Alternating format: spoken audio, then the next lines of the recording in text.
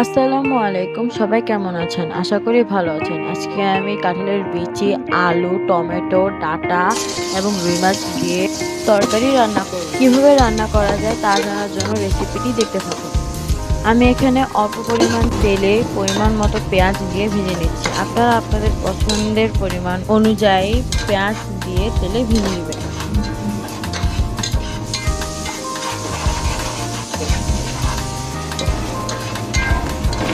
পেঁয়াজগুলো সুন্দর brown colour হয়ে গেলে আমি এখানে মশলা কষানোর জন্য পরিমাণ মতো পানি দিয়ে দিব।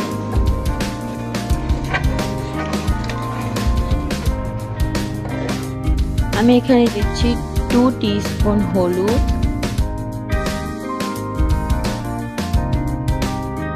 2 টিস্পুন ধনিয়া গুঁড়ো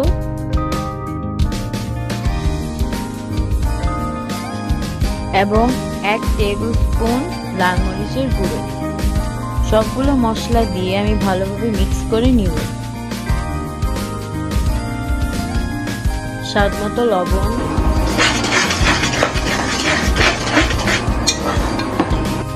মশলাগুলো হালকা কষে আসলে আমি আমার আলুগুলোকে দিয়ে দিব। আলুগুলোকে দেওয়ার পর আমি 5 মিনিটের জন্য ঢেকে রেখে দিচ্ছি। আলুগুলো কষানো হয়ে গেলে আমি কাঁঠালের বিচিগুলোকে দিয়ে দিব।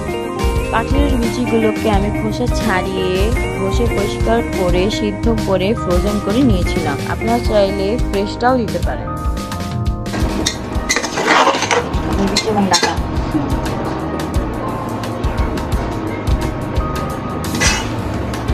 আলু এবং কাঁঠালের বিচি সিদ্ধ হওয়ার জন্য আবার ঢেকে দিন।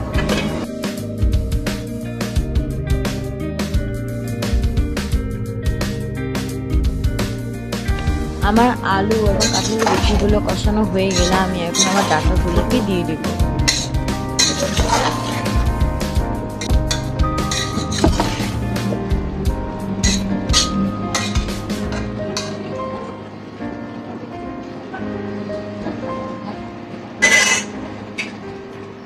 ঢেকে দিচ্ছি সবজিগুলো কষানোর জন্য। আলু, ডাঁটা এবং কাঁঠালের বিচি কষানোর পরে আমি এখন টমেটোগুলোকে দিয়ে দিব।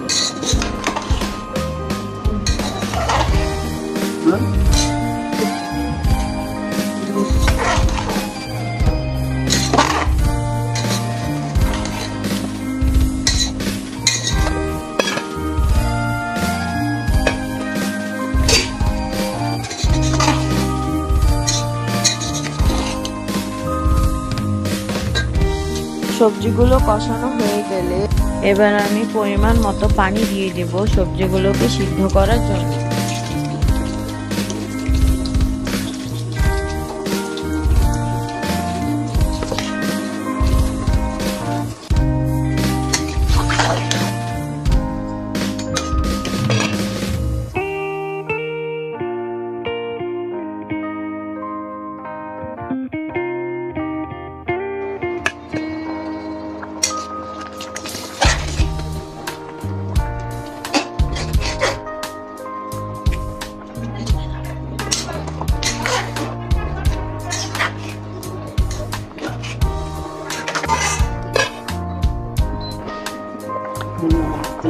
সবজিগুলো সিদ্ধ হয়ে আসলে আমি এখন ভাজা রুই মাছগুলোকে দিয়ে দিব। রুই মাছগুলোকে আমি বন্ধ ক্যামেরায় লবণ, হলুদ এবং লাল মরিচের গুঁড়ো দিয়ে ভেজে নিয়েছি।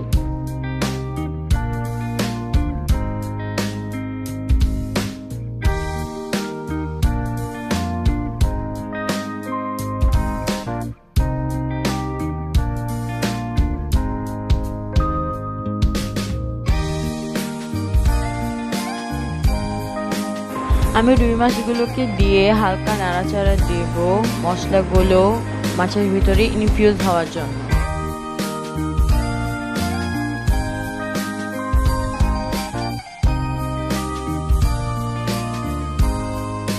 রান্নার এ পর্যায়ে আমি আমার ফ্রোজেন কাঁচামরিচগুলোকে দিয়ে দিব। আপনারা চাইলে ফ্রেশ কাঁচামরিচও দিতে পারেন।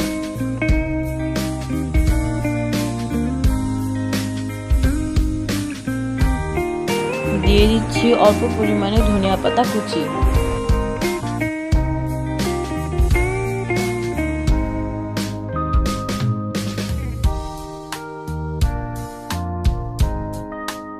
এই তো আমাদের আলু, কাঁঠালের বিচি, টমেটো, ডাঁটা এবং রুই মাছের তরকারি রেডি। ট্রাই করলে অবশ্যই জানাবেন। কোনো ভুল ত্রুটি থাকলে ক্ষমার দৃষ্টিতে দেখবেন। আজকের মতো বিদায় নিচ্ছি। আসসালামু আলাইকুম।